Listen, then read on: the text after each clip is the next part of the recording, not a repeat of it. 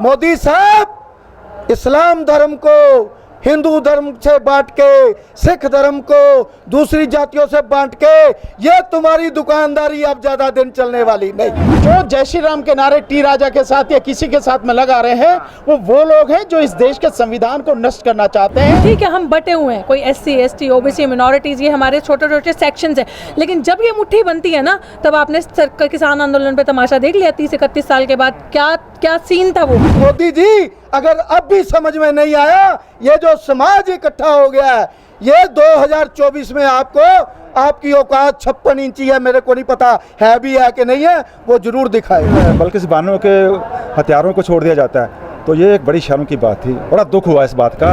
या बिल्किस बानो के जो रेप हो जाए और कातल छूट जाए, इनके पीछे बड़ी बात कौन सी हो सकती है। पर यहाँ तो ऐसा लगता है कि वाकई में जो पट्टी बंदी है वो पूरी तरह से बंद चुकी है, अब उसे कुछ दिखाई नहीं देता। और जहाँ धरने में बैठ के इंसाफ लेना पड़े, इससे शर्म की बात बड़ी कौन सी हो सकती है। के साथ बिल्कुल, हम तो चाहे लड़की मुसलमान की हो, चाहे लड़की हिंदू की हो, चाहे लड़की सिख की हो, चाहे लड़की ईसाई की हो, हम उसके साथ है, बिल्कुल 1000% साथ है, पीछे हटना नहीं है। लंबे अरसे से बंद जेलों में जो सिख कैदी हैं, उनको छुड़ाने के लिए एक बड़े आंदोलन की हुंकार भरी जा रही है। मैं इस वक्त गुरुद्वारा बंगला साहिब में मौजूद हूँ, जहाँ मेरे साथ सिख समुदाय के लोग तो हैं ही, लेकिन उसके साथ सुप्रीम कोर्ट के वकील महमूद पराचा और डॉक्टर रितु, और उसी के साथ साथ हमारे साथ इस वक्त भानु प्रताप जी भी मौजूद हैं। सबसे पहले आपसे महमूद पराचा ये जानना चाह रहे हैं हम कि क्या शुरुआत होने वाली है उन लोगों को छुड़ाने के लिए कि जो लंबे समय से जेल में बंद हैं। देखिए, जो सिख पॉलिटिकल प्रिजनर्स हैं, उनके लिए एक ही डिमांड है जिसके बारे में काफ़ी सालों से आंदोलन भी हो रहे हैं, लेकिन कोई भी बड़ा आंदोलन लंबे समय तक कंसिस्टेंटली नहीं हुआ है। डिमांड उसमें सिर्फ एक है कि भारत का संविधान जो है वो सबको बराबरी की नज़र से देखता है, और ये जो सिख बंदी हैं, सिंह बंदी हैं, जत्थेदार हवारा साहब का, तो मैं वकील भी हूँ, तो इन लोगों को संविधान और कानून एक तरह से जो दूसरे लोगों पे इशरत जहाँ, अभी आपने बिल्किस बानो वाला केस देखा, जो एक्स प्राइम मिनिस्टर्स हैं राजीव गांधी साहब के, उनके केस में भी देखा आपने, सबको छोड़ दिया गया सिवाय इन लोगों के। तो ये जो भेदभाव और राजनीतिक मंशाओं से कानून का उल्लंघन किया जा रहा है, उसके लिए एक लंबे और बड़े आंदोलन की ज़रूरत है। तो आज सबसे महत्वपूर्ण बात यह है कि मुस्लिम समुदाय और जो शेड्यूल कास्ट शेड्यूल ट्राइब समुदाय है, वो भी आज ये सिख समुदाय की जो एक बहुत पुरानी सबसे अहम मांग है उसमें जुड़ गया है। और हम सब लोगों से ये गुजारिश कर रहे हैं कि SC ST OBC माइनॉरिटीज़ के लोग और जो भी संविधान में आस्था रखने वाले लोग हैं, इन बहादुर लोगों को बाहर निकालने के लिए हमारे आंदोलन में जुड़ें। ये सब हम गुजारिश करने के लिए आज ये प्रोग्राम हुआ। भानु प्रताप जी, कोई और रास्ता आप लोगों के पास बचता नहीं है क्या? क्योंकि आप तो पहले भी कह चुके हैं कि भाई हमें अब अदालतों पे उतना विश्वास और भरोसा रहा नहीं है, तो सड़क के अलावा कोई रास्ता है अब आपके पास, या बस एक रास्ता बचा है कि सड़क पे ही उतरना है? देखिए, अगर कोई और रास्ता होता, ये यूँ कहें कि न्याय के लिए अगर अदालतों का रास्ता होता, तो इस तरह के धरनों की ज़रूरत क्या थी। अभी आपके सामने जो सारी चीज़ें आ रही हैं, भाई न्याय का सबसे बड़ा पहलू यह है कि किसी भी तरह की असमानता किसी के साथ ना हो। जब एक ही तरह के कैदी हैं आपके सामने, बल्कि यूँ कहें कि जो गंभीर अपराधों के कैदी हैं, अगर, और वो भी सुप्रीम कोर्ट से सजा याफ्ता हैं, उनकी कन्फर्म हुई है सजा, उन लोगों को अगर छोड़ा जा रहा है, मात्र 18 साल में ही छोड़ा जा रहा है, सो जो लोग अब से 27, 28 साल, 32 साल, 30 साल से जेलों में पड़े हैं और उनकी सजा भी अभी तक सुप्रीम कोर्ट से नहीं हुई है, अभी मैटर पेंडिंग ही चल रहा है, आप उन्हें क्यों नहीं छोड़ रहे हैं, क्यों नहीं उन्हें बेल दे रहे हैं? आखिर किस तरह की उनसे, मतलब ये अन्याय जो उनके साथ हो रहा है, क्यों? आप जो सड़क की बात कह रहे हैं, हम इसीलिए लगातार सड़क की बात कर रहे हैं कि न्याय वाकई में इस देश में अब किसी को मिलता नहीं है। अदालतें केवल वो तो दिखाने के लिए पट्टी है कि इन जो अदालत है आंख पे पट्टी बांध के भी इंसाफ करती है, उसका न्याय का तराजू देखें आप, बिल्कुल बराबर है कि उसने अपराध होते हुए देखा नहीं है, उस सब के बावजूद भी वो इंसाफ करती है, उसके इंसाफ का तराजू बराबर है। पर यहाँ तो ऐसा लगता है कि वाकई में जो पट्टी बंदी है वो पूरी तरह से बंद चुकी है, अब उसे कुछ दिखाई नहीं देता। तो ये उसे ये जो समुदाय की बात आप कर रहे हैं, यहाँ सिख समुदाय पूरा मौजूद आपके साथ है, तो इन लोगों को मिलकर सड़क पर उतरना पड़ेगा या ये लड़ाई अलग अलग? क्योंकि अगर बिल्किस बानो की बात कर लें या उसके अलावा हैदराबाद की अभी बात कर लें कि जहाँ फिर से बीजेपी एमएलए ने जबान खोली प्रॉफिट मोहम्मद के खिलाफ, तो ये सब लोगों को, इनको जो यहाँ खड़े हैं मेरे साथ इस वक्त और जो मुस्लिम समुदाय है, उन सबको साथ में उतरना पड़ेगा या नहीं? नहीं, मैं तो केवल आप मुस्लिम समुदाय की और सिख समुदाय की बात कर रहे हैं, मैं तो इससे आगे की बात कर रहा हूँ। इस देश में जितने भी संप्रदाय हैं, चाहे वो हिंदू हो, चाहे मुस्लिम हो, वो सिख हो, ईसाई हो, बौद्ध हो, जैन हो, पारसी हो, और इसको और दूसरी तरह से कहें, चाहे एससी हो, एसटी हो, ओबीसी हो, माइनॉरिटी हो, सभी लोग हो, चाहे जर्नल के लोग हो, नहीं बिल्कुल क्यों नहीं आएंगे। हिंदुओं में ऐसे बहुत से लोग हैं, हिंदुओं में ऐसे बहुत से लोग हैं जो न्याय की बात कर रहे हैं, ईमानदारी की बात कर रहे हैं, अन्याय के खिलाफ संघर्ष कर रहे हैं, खुल के बोल रहे हैं, तो वो क्यों नहीं आएंगे आपके साथ में? अगर नहीं होते तो मैं समझता हूँ जो माहौल आज भी बना हुआ है, शायद इतना भी माहौल नहीं होता। तो वो कौन है जो टी राजा के साथ जय श्री राम के नारे लगा रहे हैं? देखिए, जो जय श्री राम के नारे टी राजा के साथ या किसी के साथ में लगा रहे हैं, वो लोग हैं जो इस देश के संविधान को नष्ट करना चाहते हैं। इस देश में न्याय और स्वतंत्रता की बात जो नहीं करते, समानता की बात जो नहीं करते, उसके खिलाफ जो वो लोग हैं, वो लोग हैं जो इंसान को इंसान नहीं मानते, इंसान में भेद करते हैं। वो लोग हैं जिनकी नज़र में इस देश का कानून, इस देश का संविधान उनके हाथ की कठपुतली बन गया, वो लोग हैं वो।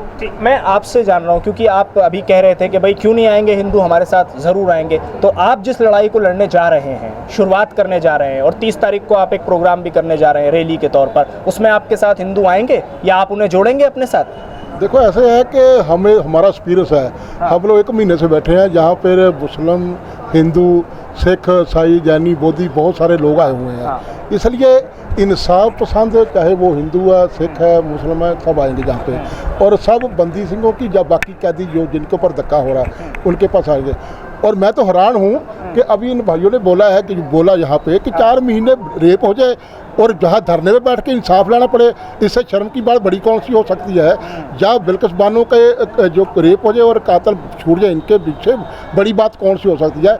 और बिना सजा दिए बंदी सिंहों को अंदर जेलों में बंद करना, इससे बड़ी बेइंसाफी की बात क्या हो सकती? इसलिए ये जो बात इन्होंने कही है, ये 1000% ठीक है कि हम लोग सब इकट्ठे हैं, और जो भी इंसाफ चाहता है, जो भी सच की बात करेगा, जो अपने भगवान को सच्चे मन से मानता है, वो इस इंसाफ की लड़ाई में खड़ा हुआ है। बिल्कुल, हम तो चाहे लड़की मुसलमान की हो, चाहे लड़की हिंदू की हो, चाहे लड़की सिख की हो, चाहे लड़की ईसाई की हो, हम उसके साथ हैं, बिल्कुल 1000% साथ है, पीछे हटने नहीं है। बच्ची सबकी बच्ची है, बच्ची जो होती है वो सबकी बराबर थी। मासूम चाहे छोटा बच्चा है, चाहे बुजुर्ग है, चाहे माता है, चाहे कुछ भी है, इंसाफ के जिसके ऊपर धक्का होगा हम उसके साथ हैं। ठीक, आखिरी बात डॉक्टर ऋतु आपसे मैं जानना चाह रहा हूँ, ये आज आप लोग बड़ी तादाद में यहाँ जमा हो रहे हैं, फिर 30 तारीख का भी ऐलान कर रहे हैं कि हम 30 को यहाँ से निकलेंगे, जंतर मंतर तक जाएंगे। मुझे ये बता दीजिए, यहाँ बिल्किस बानो के लिए भी पोस्टर लगे हुए हैं कि भाई इंसाफ मिलना चाहिए, आप क्या समझती हैं? ये जो 9 लोगों की बात हो रही है उनको, और ख़ास तौर से बिल्किस बानो को, आप समझ रहे हैं कि अगर आंदोलन करेंगे तो इंसाफ मिलेगा? क्या दोबारा वो लोग जेल में चले जाएंगे जो 11 लोग हैं जो रेपिस्ट हैं? देखो, जैसे सबने आपको यहाँ पे बताया कि इस देश के संविधान में और देश की जनता में सबसे ज़्यादा ताकत है। और अभी जैसे आपने इनसे भी एक सवाल पूछा कि सर सड़कें ही एक ऑप्शन रह गया क्या? आपको लग रहा है सड़कों के सिवा कोई ऑप्शन है? रोज़गार है, शिक्षा है, सरकारी रोजगार, सरकारी संस्थाएं बची, कुछ बचा? सरकारी अस्पताल बचे, यूनिवर्सिटी बची, विश्वविद्यालय बचा, तो क्या बचा? या तो रोड बची या तो जेल बची। तो या तो घर बैठ के सर के मरो या बाहर निकलो लड़के मरो, यही हमारे पास ऑप्शन है। अगर इस गद्दार चोर लोगों के साथ आपको सामना करना है तो घर से बाहर निकलना पड़ेगा, सड़कों पे आना पड़ेगा, लड़ना पड़ेगा, वरना जो बिल्किस बानो का हाल हुआ है उसके रेपिस्ट बाहर आए। हमारे अंदर इतनी शक्ति, क्षमता और ताकत है, क्योंकि हम नंबर में भी ज़्यादा हैं, ठीक है, हम हम बटे हुए हैं, कोई SC ST OBC मिनॉरिटीज़, ये हमारे छोटे छोटे सेक्शंस हैं।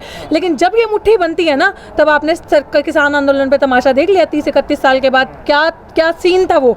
अभी वही दोहराते चीज़, हमें वक्त नहीं लगेगा ज़्यादा, और फिर ये अपने घुटनों पे ये 56 इंच आएगा, जो सिकुड़ के 56 मिलीमीटर कहते हैं ना सर आप, वो रह जाएगा और वो दिन दूर नहीं है। और हमारे अंदर ताकत है और हमारी एकता और एका आप अभी देखेंगे। तो मैं अगर ये पूछूं कि किसान आंदोलन जो कि अभी ताज़ा ही ख़त्म हुआ है, और शाहीन बाग आंदोलन जिसमें महिलाओं ने ताकत दिखाई थी, ये दोनों एक बार फिर से दोबारा होने चाहिए? क्यों नहीं होने चाहिए? उसमें क्या था? डेमोक्रेटिक प्रोटेस्ट है वो। आप डेमोक्रेसी में रहते हैं, लोकतंत्र है, अभी भी संविधान बचा है। ऐसे ये वकील दिख रहे हैं आपको, मिस्टर महमूद प्राचा, मिस्टर भानु प्रताप एडवोकेट, तो ये दिख रहे हैं ना। जब तक ऐसी शख्सियतें हमारे साथ हैं, हमारे साथ चमन सिंह जी हैं, हमारे साथ बाबा गुरदीप सिंह जी हैं, और पीछे इकबाल सिंह जी, अवतार सिंह जी, जब तक ऐसे लोग हैं, ये कौन लोग हैं? ये इंसाफ को पसंद करने वाले लोग हैं, जस्टिस को, डेमोक्रेसी में रह रहे हैं, लोकतंत्र से प्यार करते हैं, देश के संविधान से प्यार करते हैं। तो जब तक देश का संविधान इस देश में है और जब तक उसको मानने वाले लोग देश में हैं, तब तक ये होकर रहेगा और हम कर रहेंगे। आखिरी बात आप मुझे बता दीजिए, 30 तारीख को क्या करने वाले हैं आप, और यहाँ से आपका मैसेज क्या है खुला? सबसे पहले तो मैं आपको एक बात बता देता हूँ, महमूद प्राचा जी, भानु प्रताप जी, डॉक्टर रितु सिंह जी, उनके सारी टीम, तहे दिल से हम आपका शुक्रगुजार हैं, आपके शुक्रगुजार हैं। दूसरी बात, मैं देश के प्रधानमंत्री को क्लियर शब्दों में कह देना चाहता हूँ, गुरु ग्रंथ साहब की बाणी में भगत रविदास जी, बहुत जन्म बिछड़े थे माधो, ये जन्म तुम्हारे लेखे। गुरु ग्रंथ साहब की बाणी में अल्लाह पाकम पाक है, शक करो जो दूसर होए। ठीक है, गुरु ग्रंथ साहब की बाणी में 15 भगत, 11 पाठ, 6 गुरु साहिबान, सर्व समाज की बात करते हैं। और ये जो समाज खड़ा हुआ है आज जो ये समाज खड़ा हुआ है, तो देश के प्रधानमंत्री को कान खुले करके ये सोच लेना चाहिए कि ये समाज जिस दिन ज़मीन पे उतर आया, रोड पे उतर आया, तो कोई 2% बोलता है उनको, जो मनुवादी सोच है, मैं उसकी बात कर रहा हूँ, मनुवादी सोच की। हमारे को ये जो हमारे सूरमे हैं ना, इनको सिद्धांत दिया गया गुरु ग्रंथ साहब का, पहला मरण कबूल, जीवन की छड़ आस, हो सबना की रेणुका, तो आओ हमारे पास। मरता मरता जग मुआ, मर भी न जाने कोई, ऐसी मरनी जो मरे बहुर न मरना होए। जिस मरने ते जग डरे, मेरे मन आनंद, ये कबीर साहब कह रहे, मैं नहीं कह रहा। जिस मरने ते जग डरे, मेरे मन आनंद, मरने ही ते पाइए पूर्ण परमानंद। सूरा सो पहचानिए जो लड़े दीन के खेत, पुरजा पुरजा कट मरे कबू न छाड़े खेत। गगन दमामा बाजे हो पर निशाने कहो, खेत जो मांडे हो सूरमा अब जूझन को दाओ। मोदी साहब, इस्लाम धर्म को हिंदू धर्म से बांट के, सिख धर्म को दूसरी जातियों से बांट के, ये तुम्हारी दुकानदारी अब ज़्यादा दिन चलने वाली नहीं। तो यहाँ से मैं ये समझूं कि ये जो सिख भाई यहाँ खड़े हुए हैं पगड़ी बांधे, ये बिल्किस बानो के लिए भी सड़क पर उतरेंगे? बिल्कुल, यहाँ पर तो हमारे को गुरु साहब ने कहा है, ना को बैरी नहीं बेगाना, सगल समय को बनाई।